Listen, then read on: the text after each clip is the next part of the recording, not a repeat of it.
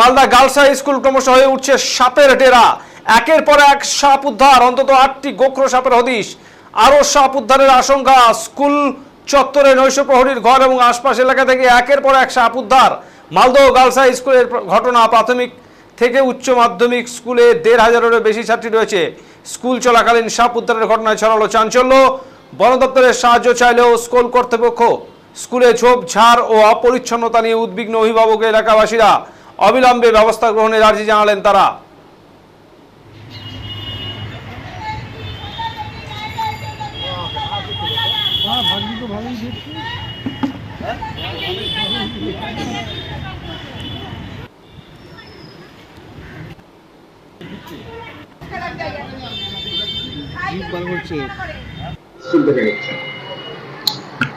সাপ আমরা তো ব্যাপারটা জানি না, এখন বর্ষাকাল তো সাপ আসবেই।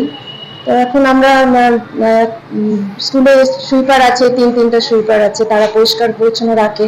তবুও সাপ এসছে, আমরা ব্যবস্থা নিচ্ছি, বন দপ্তরকে জানাচ্ছি ফোন করে, ওনারা ব্যবস্থা নেবেন। সাপগুলো ধরা হয়েছে।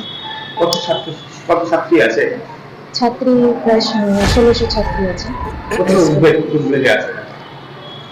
তারা তো অনেকে এখন ব্যাপারটা জানে না, তাদেরকে জানানো হয়নি, কিছু কিছু জন জানে। তবে ওরা এর আগেও সাপ এসেছিল, প্রত্যেক বছর এরকম বর্ষাকালে আসে সাপ, সাপ ধরা হয়, আবার সেগুলোকে বন দপ্তরে পাঠিয়ে দেওয়া হয়। অনেকে বলছেন পরিচ্ছন্নতা নিয়ে যে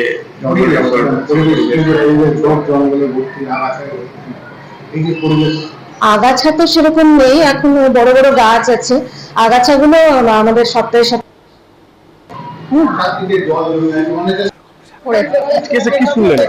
আজকে এসে শুনলাম সাপ নাকি ধরা পড়েছে এখানে। কোথায়? স্কুলের মধ্যেই। কতগুলো আমি তো এসে দেখলাম 4-5টা ছিল। 7-8টা ছিল। আচ্ছা 7-8টা ছিল। যাই হোক, আমি এসে যা দেখলাম বালতির মধ্যে ছিল, তারপর কৌটোর মধ্যে ঢুকানো হয়েছে। ওই গার্ড কাকুর ঘরে নাকি পাওয়া গেছে সাপগুলো। তার মধ্যে বড় সাপও আছে বোঝা যাচ্ছে। হ্যাঁ, বড় সাপও আছে, কিন্তু ওটা তো এখনো ধরা পড়েনি। বড় সাপটা অনেক আতঙ্কে, বাচ্চারা স্কুল করছে, এখন বলা যায় না কি থেকে কি ঘটনা ঘটতেই পারে। স্কুলের মাঠ, বাচ্চারা তো এসে খেলবে, ওরা তো বোঝে না, এই হচ্ছে ব্যাপার। আমরা চাইছি যে সাপগুলো তাড়াতাড়ি ধরা হোক, কারণ স্কুল কি পরিস্থিতি স্কুলের দেখছেন এবং কতটা উদ্বিগ্ন?